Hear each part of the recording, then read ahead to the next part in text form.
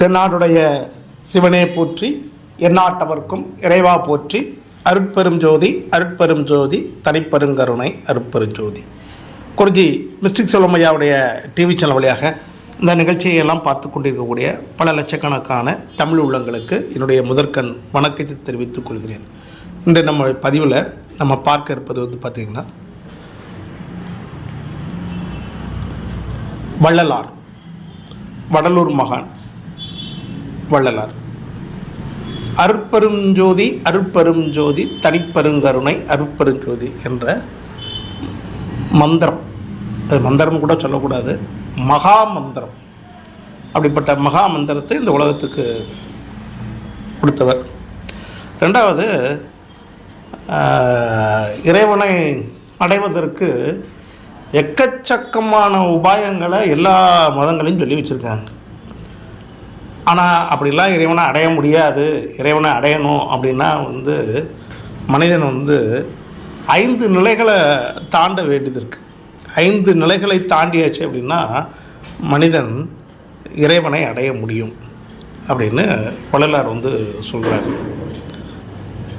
இறைவனை அடைதல் அப்படின்னா அங்கே என்ன அப்படின்னு கேட்டிங்கன்னா, நீ வேறு இறைவன் வேறு இல்லை, அதுதான் இறைவனை அடைதல்.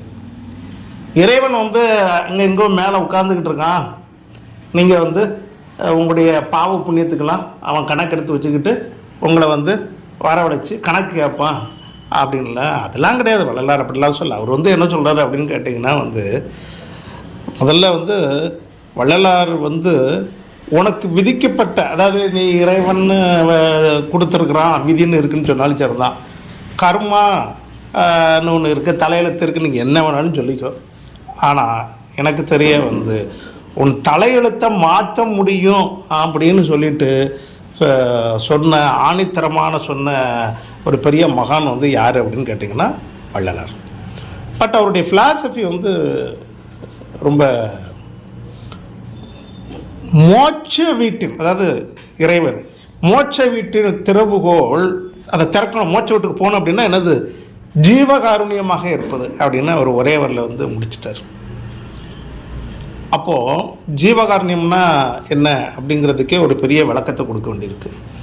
ஏன் இங்கே அதை பேச வேண்டியிருக்கு அப்படின்னு கேட்டிங்கன்னா, நிறைய பேர் ஜீவகாருண்யம்னா என்னென்னு நினச்சிக்கிட்டு இருக்காங்க அப்படின்னு கேட்டிங்கன்னா, நான் அசைவ உணவு சாப்பிடாமல் இருப்பது, மீன் சாப்பிடாமல் இருப்பது, சிக்கன் மட்டன் மாமிசங்களை சாப்பிடாமல் இருக்கிறது அப்படின்னு நினைக்கிறாங்க.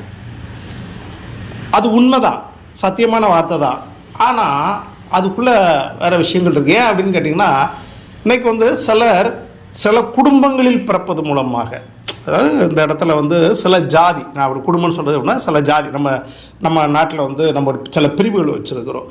அந்த பிரிவுகளில் பிறப்பது மூலமாக யாரும் அசைவம் சாப்பிடாமல் இருக்காங்க. நல்லா புரிஞ்சுக்கிட்டிங்களா? அசைவம் சாப்பிடாமல் இருக்காங்க. அப்போ அசைவம் சாப்பிடாமல் இருப்பவர்கள் அப்படின்னா அர்த்தம், நம்ம வெளிப்படையாக பேசினா கூட, ஒரு உதாரணத்துக்கு சைவ முதலியார், சைவ பிள்ளைமார்கள், அப்புறமா பிராமின், ஐயங்கார், இப்படி நிறைய இருக்குது.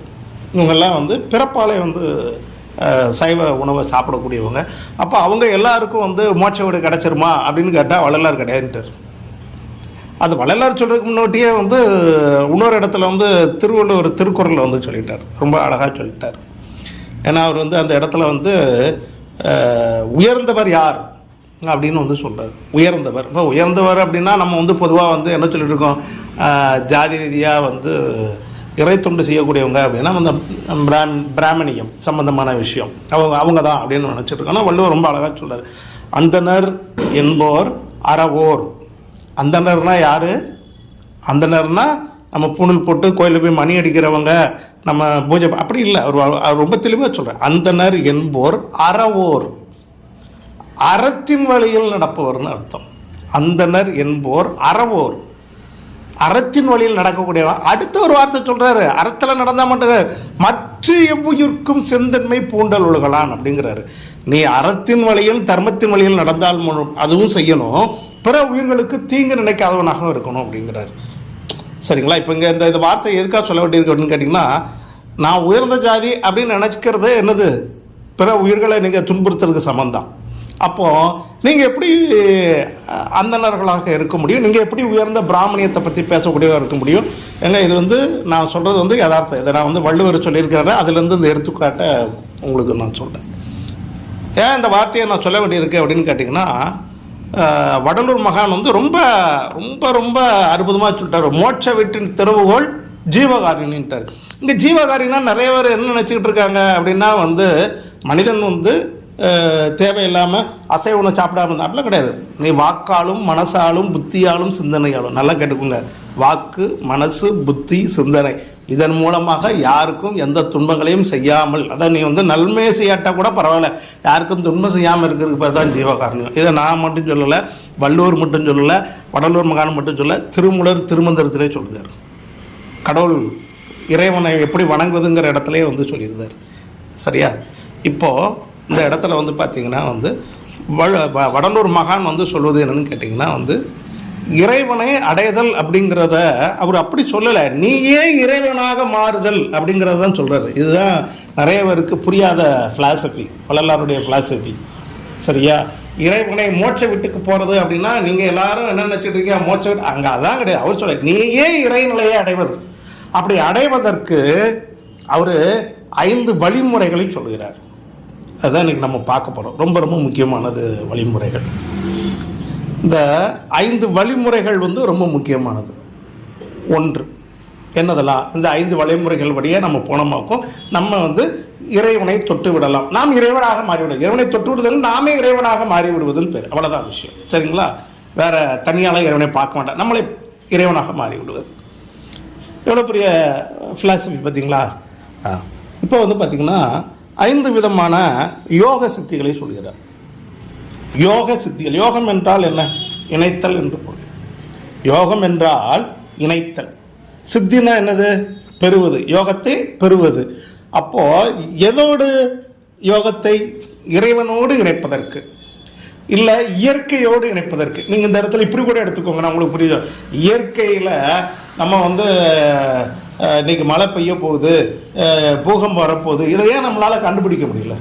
இந்த பூமியில் இருக்கக்கூடிய மிருகங்களும் விலங்குகளும் புழுப்பூச்சிகளும் பறவைகளும் கண்டுபிடிக்க முடியுது, நம்மளாலே கண்டுபிடிக்க முடியல. அப்போது நான் இதை சொல்கிறேன், இறைவன் அப்படிங்கிறத நீங்கள் அப்படி பார்த்தாலும் சரி, இல்லை பிரபஞ்சம், பிரபஞ்சம் அந்த பிரபஞ்சத்தோடு இணைவது, பிரபஞ்சம் என்ன சொல்லுதுங்கிறத நீங்கள் புரிந்து கொள்வது. சரியா? இதைத்தான் வேதாத்திரி மகரிஷி ஒரு இடத்துல அழகாக பதிவு சொல்லுவார்.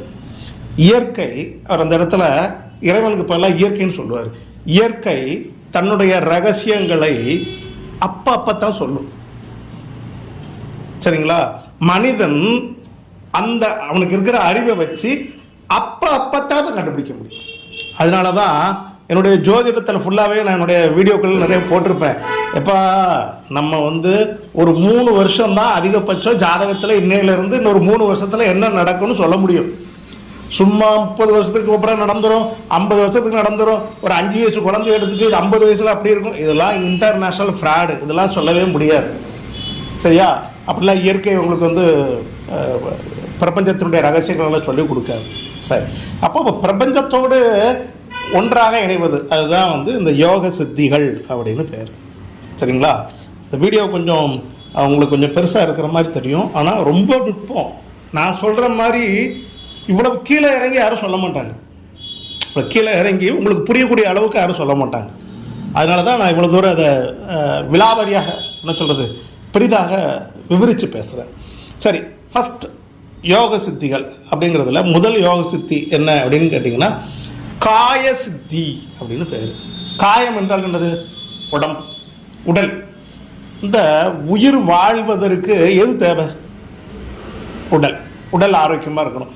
இந்த உடல் ஆரோக்கியமாக நல்லா இருந்தால் மட்டும்தான் நீ இந்த உலகத்தில் எதை வேணாலும் செய்ய முடியும். நீ இறைவனை கும்பிடா என்னவா வேணாலும் வச்சுக்கோ, நீ நல்ல எதுவாக இருந்தால் நீ நல்ல மனுஷனாக கூட அப்பவும் நீ உடலை ஆரோக்கியமாக வைத்துக்கொள்ள வேண்டும். அப்பந்தான் அதுக்கு பேர் தான் காய சித்தி அப்படின்னு பேர். இந்த காய சித்தி அப்படிங்கிறது என்ன? அதுதான் இதை எனக்கு தெரிய ஒரு 100 மகான்கள் பெரிய புனிதர்கள், பெரிய மகான்கள் அப்படின்னு ஒரு 100 பேரை லிஸ்ட் போட்டிங்கன்னா 95 பேரை சொல்லவே இல்லை. நல்லா கேட்டுக்கோங்க. ஒரு உலகத்தில் மகான்கள், தூதர்கள், பெரிய இவங்க அப்படின்னு சொல்லிட்டு ஒரு 100 பேரை லிஸ்ட் போட்டு எடுத்தீங்கன்னா அதில் டாப்பில் இருக்கிறவங்கள 95 பேர் இதை சொல்லவே இல்லை. சரிங்களா? வள்ளலார் தான் சொல்றாரு காயசித்தினா உடம்பை எப்படி வச்சுக்கிறது. அப்போ அதுக்கு அவர் என்ன சொல்கிறாரு அப்படின்னு பார்த்தீங்கன்னா முக்கூட்டு சூரணம் அப்படின்னு சொல்கிறார். நிறைய இருக்குது மூலிகைகள். அதனால் அவர் என்ன சொல்கிறார், முக்கூட்டு சூரணம் அப்படின்னு ஒரு விஷயத்த சொல்கிறார்.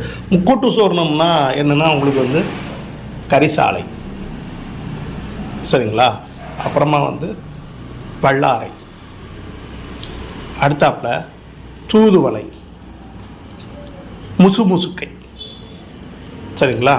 ஆக்சுவலாக இந்த 4, ஆனால் இதை முக்கூட்டுச்சோறுன்னு தான் சொல்லுவாங்க, சரிங்களா. இந்த மூலிகைகளை தினசரி உடம்புல சாப்பிடணும். அப்படி உடம்புல சாப்பிட்டுக்கிட்டே வரணுங்கிறார். டெய்லி எப்படி சாப்பிட்டுக்கிட்டே வரணும். வாழ்க்கை ஃபுல்லாக சாப்பிடலாங்கிறது வேறு. அவர் சொல்கிறார், ஒரு மனிதன் சாப்பிட ஆரம்பித்தா 12 வருடம் தொடர்ந்து சாப்பிடணும். அப்படி சாப்பிடும்போதே அவனுடைய உடல் என்ன செய்யணும், பரிசுத்தமாக மாறிடும் அப்படிங்கிறார். அதனால் காய சித்தி, உடம்பை ஆரோக்கியமாக வைத்துக்கொள்வது, இதுதான் ஃபஸ்ட்டு சித்தி.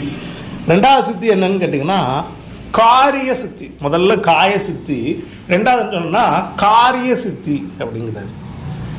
சரிங்களா? காரிய சித்தி அப்படின்னா உங்களுக்கு என்னன்னு தெரியும், நம்ம நினச்சதை நடத்தி காட்டணும் அப்படின்னு. அப்போ நினச்சதை நடத்தி காட்டுறதுக்கு அவர் என்ன சொல்கிறாரு அப்படின்னு பார்த்தீங்கன்னா அகவல் பாராயணம் அப்படிங்கிறாரு. சரிங்களா? வடலூர் மகான் அகவல் பாராயணம், சரிங்களா, அப்படின்னு ஒன்று இருக்குது. அது உங்களுக்கு இப்போ மற்றவங்களுக்கு பொதுவாக தெரியாது, அந்த வள்ளலார் பாரம்பரியத்தில் இருக்கக்கூடியவங்களுக்கு தெரியும். இப்போ நான் உங்களுக்கு சொல்வதாக இருந்தால் இப்படி சொல்கிறேன்னு வச்சுக்கோங்களேன். இப்போ சைவர்கள் அப்படின்னு எடுத்துக்கிட்டிங்கன்னா நீங்கள் என்ன சொல்லலாம் அப்படின்னு கேட்டிங்கன்னா அந்த அகவல் பாராயணத்துக்கு நம்ம இதை சொல்லலாம். எப்படி சிவபுராணத்தை வச்சுக்கோங்களேன், அந்த மாதிரி வச்சுக்கோங்க. முருகனை கும்பிடக்கூடியவங்க என்ன செய்யலாம், கந்த சஷ்டின்னு வச்சுக்கோங்க. அம்பாளை கும்பிடக்கூடிய லலிதா சகஸ்ரநாமம், லலிதா திருசி, இதுக்கு பேர் இது பேர் தான் அகவல் பாராயணம். நல்லா புரிஞ்சுக்கணும். உங்களுக்கு புரியறதுக்காக சொல்கிறேன். வள்ளலார் அவர் தனியாக சொல்கிறார் அகவல் பாராயணம் அப்படின்னு சொல்கிறார். டெய்லி மனிதன் அகவல் பாராயணம் படிக்கணும் அப்படிங்கிறார். அது காரிய சித்தி, ஒரு மனிதன் நினைத்ததை சாதிப்பதற்கு அவனை பழக்கப்படுத்து. அடுத்தாப்புல பார்த்திங்கன்னா 3வது யோக சித்தி. யோக சித்தி, இந்த யோக சித்திக்கு என்ன சொல்கிறாரு அப்படின்னு சொல்லி பார்த்தீங்கன்னா மந்திரங்களை ஜபம் செய்வது, உயர்ந்த மந்திரங்களை என்ன செய்கிறது, ஜபம் பண்ணுறது. அப்போ நம்ம அனுபவத்தில் பார்த்திங்கன்னா வடலூர் மகான் உங்கள் எல்லாருக்கும் தெரியும், அருட்பெரும் ஜோதி, அருட்பெரும் ஜோதி, தனிப்பெருங்கருணை, அருட்பெரும் ஜோதி. இது இப்போ தான் மகா மந்திரம் பேர். மந்திரம் அல்ல, மகா மந்திரம் அப்படின்னு பேர். சரிங்களா? மகா மந்திரம், அதுக்கு மிஞ்சின மந்திரமே கிடையாதுன்னு பேர். இது வடலூர் மகான் தன் ஞானத்தால் கண்டுபிடிச்சி இந்த உலகத்துக்கு கொடுத்துட்டு போன அற்புதமான மந்திரம். அந்த மந்திரத்தை பற்றி பேசணும், அதெல்லாம் தனி. நான் உங்களுக்கு புரியுதுக்காக சொல்கிறேன். அப்போ டெய்லி ஒரு மனிதன் என்ன செய்யணும் அப்படின்னு கேட்டிங்கன்னா இந்த மகா மந்திரத்தை ஜபிக்கிறது. இது என்ன சொன்னேன் அப்படிங்கன்னா யோக சித்தியை உருவாக்கும். முதல்ல காய சித்தி, 2வது காரிய சித்தி, 3வது யோக சித்தி, 4வது ஞான சித்தி அப்படின்னு பேர். அப்போ ஞான சித்தி அப்படின்னா என்ன அப்படின்னு கேட்டிங்கன்னா அதுக்கு ரொம்ப எளிமையாக சொல்கிறதா இருந்தால் நீங்கள் எல்லோரும் உங்களால் முடிஞ்ச அளவுக்கு உங்களை சுற்றி இருக்கக்கூடியவங்களுக்கு என்ன செய்யணும்னா உதவி செய்யணும், தர்மம் செய்வது. அதுக்கு பேர் என்னது, ஞான சித்தி. தர்மம் செய்வதற்கு பேர் தான் ஞான சித்தி அப்படின்னு பேர். அப்படி எல்லா உயிர்களுக்கும் நீங்கள் உங்களால் கண்ணும் கொண்டாடி இருக்கக்கூடிய மற்றவர்களுக்கு கஷ்டப்படுறவர்களுக்கு நீங்கள் தர்மம் செய்கிறது.